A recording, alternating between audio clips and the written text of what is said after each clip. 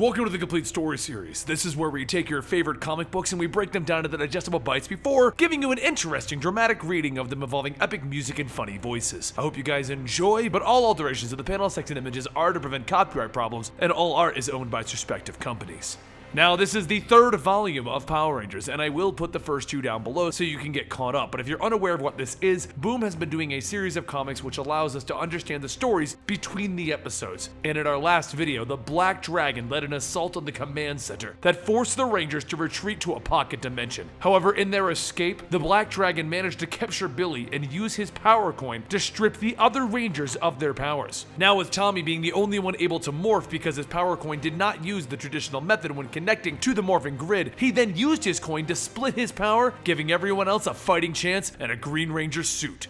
Seconds begin to count down as the Dinozords all take their place around the world, ready for combat. Just 24 hours ago, Rita announced to the world that she has come to rule, and all of the world's leaders will one day pledge their allegiance to her. The Black Dragon, now in control of the Dinozord, stands in Paris ready to attack as the world leaders have chosen not to side with Rita. As the final seconds pass, the red Dinozord begins to growl, and then there's a sudden flash of green light. All of the soldiers watch as Jason, now in his green power suit, teleports in, telling them all not to worry. Help has finally arrived. But just as he finishes his sentence, the Black Dragon fires a beam, blowing up the truck that Jason is standing on, telling him, "I see that you have found a, unconventional way to the Morphin grid. However, for you though, it changes nothing as I still have the power to control all of the Zords." Jason picks himself up, telling him, "That's funny, because since I was able to morph again, I've had access to my Zord, and so do the others." Just then, Zach, Kim, and Trini all report that they have successfully gained control of their Zords, and the Black Dragon teleports to Billy's Triceratops, telling everyone, "You don't have control of all of them. Now it's time to blow you all away." But before he can fire the mounted cannon, two laser beams shoot into the side of it, and Tommy tells him, "Hey, I'm sorry, but that's exactly what I'm not going to let happen." The Black Dragon shouts as he grows to the size of the Dragon Zord, and he punches into its head. He yells to Tommy, "There won't be anything to save you this time." And Tommy tells him, "Yeah, you're right, which is why I'm using the Dragon Dagger this time." Kim then says, "Besides, this time he's not alone." All of the Rangers begin to surround the Black Dragon, but over in the dark dimension, Billy and Goldar are watching. Billy asks him why he's here to watch him, and Goldar tells him that he was placed here due to his failure to capture the Rangers, and he tells him that he would rather not be here. Goldar scoffs, telling Billy that the Black Dragon should have seen that coming after watching his Zord get blasted. But following up on that, Billy then asks, "You really don't like the Black Dragon, huh?" And Goldar responds with, "Do you?" Billy asks what does he mean by that, and Goldar explains, "The Black Dragon can change his size at will. His armor grows and overlaps in ways that I have never seen before." But as they watch, Billy asks Goldar to zoom in on the Black Dragon's neck. It looks like an access hatch, which then causes Billy to stop and ask the question, "How are we even watching this, since you know, we're prisoners and all?" Goldar tells him that the dark dimension is his dimension. Just because he is restrained here does not mean that he cannot control it. But as Billy thinks about it, he says, "Well, if that's the case, you could leave, right?" And Goldar stares at him. So Billy continues, telling him, "You know, I think you're right. That can't be the Black Dragon's true form. Who else better to learn and understand him then? If you can let me out of here, I can give you a path back to Rita's side." Goldar mutters, "Enemies of my enemies." He then raises his hand, creating a portal, telling Billy, "You make a convincing point. Don't make me regret this." Back in Paris, the fight between the Zords and the Black Dragon rage on, while Tommy continues to control the Dragon Zord. But as he does, he can hear Billy calling out to him, and just as Tommy asks how he's doing this, Billy tells him it's a long story. Just know that it was Goldar. However, listen carefully. The Black Dragon is mechanical like all of the Zords. Billy points down to his neck, pointing to the access hatch, and Tommy tells him that he sees it. He then tells Billy to hang on, and he teleports right down to the hatch, and he rips his way in. Once inside with Billy, he looks around, stating that there must be a power source somewhere. Outside, Jason radios to Tommy, telling him that he could use some help with the Dragon Zord, and Tommy tells him that they're not going to believe this, but him and Billy are inside of the Black Dragon. They have a way to end this. Just then, Tommy breaks the power core, and the Black Dragon begins to roar! He falls on his back, and he starts to revert to his original size. Billy looks around as the structure begins to shake, and he yells, "The Black Dragon is shrinking!" Tommy holds out his arm to teleport, but there appears to be something blocking the signal. As the Black Dragon crashes down, Tommy radios that he doesn't think that they can hold out. Tell his mother that he loves. But then a bright green light covers the streets and the radio goes silent. Jason and the others jump down to the destroyed body of the Black Dragon to look for Tommy and Billy, but they find nothing. However, as Trini looks at the components of the Black Dragon, she says that these all look familiar, like they come from the Dragon Zord. Meanwhile, back at the command center, Rita tells the Black Dragon's spiritual essence that the Rangers have collected his body. How is that even possible? And he says, "Because I was never there. That body was nothing more than a vessel. I know where Tommy and Billy teleported to. My world." Then we see who the Black Dragon really is. An alternate form of the White Ranger. And they have no idea what they're in for.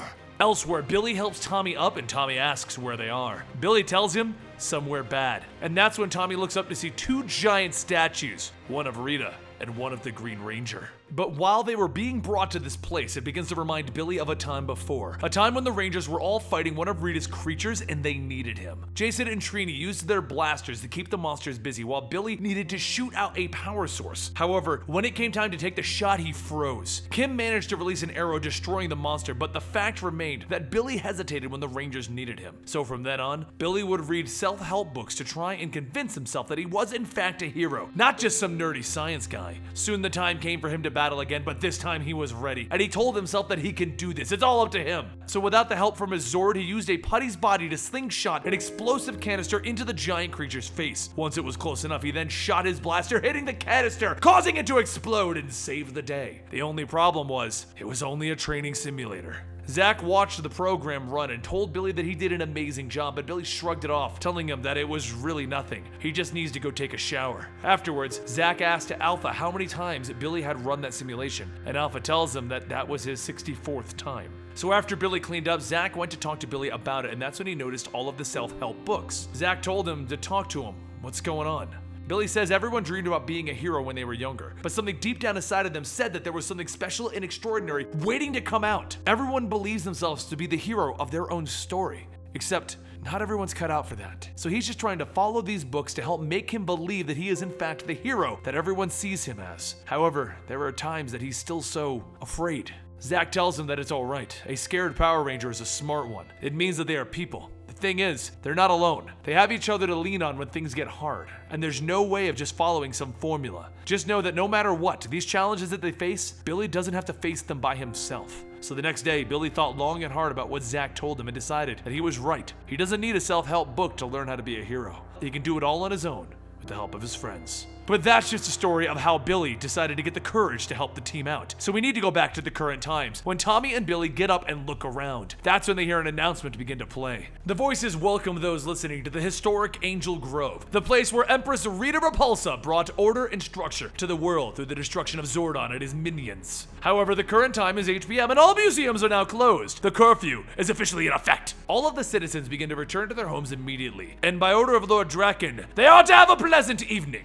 Tommy says that he has so many questions, and Billy tells him that that would be understandable. He goes on to state that this place appears to be Angel Grove, but when and even what version remains to be unanswered. But before they can further guess where they are, a voice calls out to them that it is curfew! They turn around to see a Black Ranger holding a rifle, and the Ranger tells them, just go ahead and show me your IDs. Tommy tries to say that they mistakenly got off at the wrong stop, and they'll be going on their way now. However, as Tommy tries to go on, the Ranger notices the dragon dagger and grabs a hold of him. Billy uses this moment to knock over the Ranger, hitting him in the back of the head, and then him and Tommy begin to run. While they escape, the Ranger calls out over the radio that they have an Alpha alert. 2 suspects on foot, considered to be armed and dangerous. Billy leads Tommy over to where the command center was supposed to be, but instead he finds a correctional facility. The Ranger from before catches up shouting for them not to move, and he fires his rifle as more Black Rangers begin to show up. Tommy looks over the cliff at the water down below, and he says that it looks like it's time for them to get wet. Those odds seem a lot better than sticking around here. The Rangers all begin to shoot at them, and just as Tommy and Billy land in the water, one of the Rangers says to the other that they need to let Lord Draken know of this. Meanwhile, back in that pocket dimension, Trini sifts through the Black Dragon's parts and says that she may have found something. After comparing the images her and Billy got when they were going through the Dragon Zord, a lot of these parts are the same. Kim says that whoever built the Black Dragon copied the Dragon Zord, and Trini tells her no, they're the same, like the exact same, which should be impossible.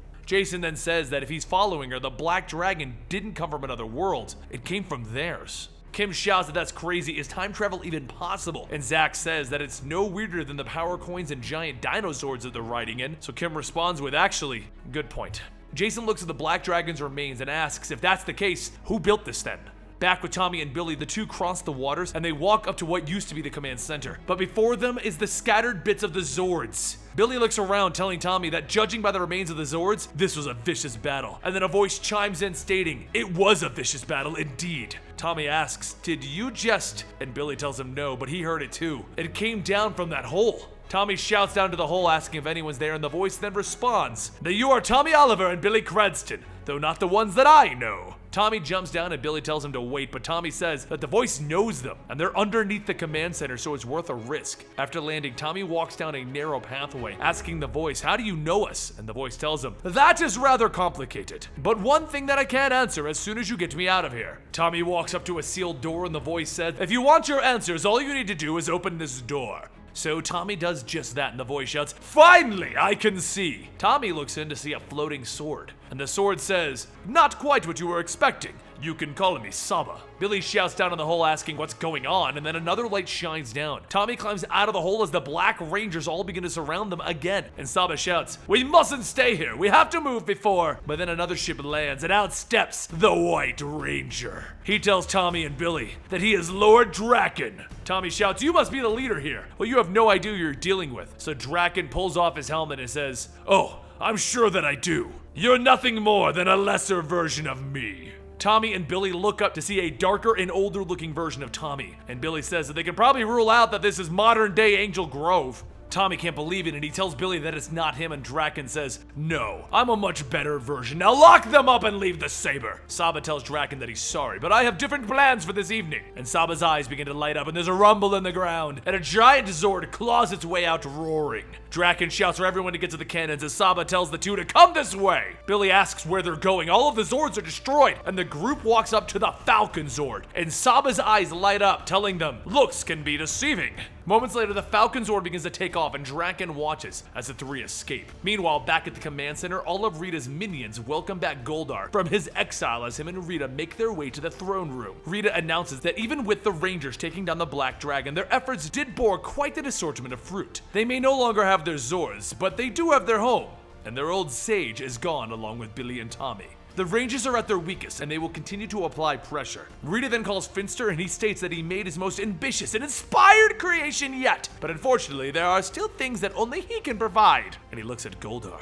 Goldar says that he doesn't understand what is he making, and Rita laughs, telling him, oh, Goldar, we're making a much better you. Back over in the other timeline, Saba lands the Falcon Zord, telling them that they will rest here tonight and allow the fuel cells to recharge overnight. The Falcon Zord will provide you with shelter until we reach our destination. Billy stops him right there asking, where are we heading? And Saba tells him, that is an excellent question. Through my connection to the Morphin grid, I have managed to locate the location of the Coinless, a resistance group of sorts. Together with them, we can seek out Draken and put an end to all of this. Tommy stops him. Whoa, whoa, whoa, whoa. We're not just joining up with anyone. And Billy says, that's right. Though we appreciate your help, we would like some answers. So Saba tells them, very well. As you can see, there are some elements in this world that are the same and some are different. Now, how we've arrived to this point requires a bit of understanding of this world. It all started with the arrival of the Green Ranger. Back when the Power Rangers first fought against him, they did manage to break the spell that Rita put over him. However, with his own free will, he chose to go back to Rita and remain faithful to her. In the coming years, Tommy led Rita's armies and ultimately began to dismantle the world in an effort to liberate it. As the cities and nations fell underneath Rita's control, they soon began to accept her rule, and thus her power grew. With one last chance for hope, Zordon sought to achieve a new power, and if harnessed, create a Ranger stronger than anyone who had come before them. The one to lead was going to be Jason Scott, and on the eve of what was known as the fall of the Rangers, they worked to harness the white light. Now, with the Rangers summoned from all over, they formed an army to allow the process to complete. However, Tommy brought the charge right to the command center's doorsteps. While the battle outside began, Tommy made his way into the command center while Jason was undergoing the White Ranger transformation. The two battled, and after the white light shined over everyone turned back to see Tommy step out, wearing the White Ranger suit, now holding Jason's crushed helmet. And that was the beginning of the end. Tommy then asks, if that was the case, how do you fit into all of this? Saba explains that he was designed to be the partner for the White Ranger, but as Jason fell in battle, Zordon took steps to make sure that I didn't fall into Tommy's hands. I was the last steward of Zordon, a failsafe if you will, but only to be awoken by someone pure, which is why I knew who you were. Tommy hangs his head, telling him, well, at least one of you are. But as Billy tries to tell him that that's not the case, Tommy goes on telling him he knows, different alternate world. It's just hard seeing a version of himself that went evil though. What if he just hasn't turned evil yet? A voice then interrupts them, telling Tommy, "It was awfully risky coming out here." Electric bindings begin to wrap up Billy and Tommy, and the woman looks down, asking if they would like to explain who they really are. And that concludes Volume 3 of the Power Rangers storyline. Now we're caught up to the story, and we gotta have to wait for Volume 4 to know more of what's going on in this alternate reality, and I can't wait! But if you do want more Power Rangers, they did come out with a sequel comic book to the movie that links into the movie's timeline. We can do that next week or the week after. Give this video a like and let me know in the comments down below if you want more Power Rangers comic books from this same company, because this is incredible! I never thought I'd see the Power Rangers in such a serious storyline. Anyway, don't forget you can subscribe to this channel to keep up to date in your favorite comic books, and follow me on Twitter and Instagram at Comicstorian. See you next time.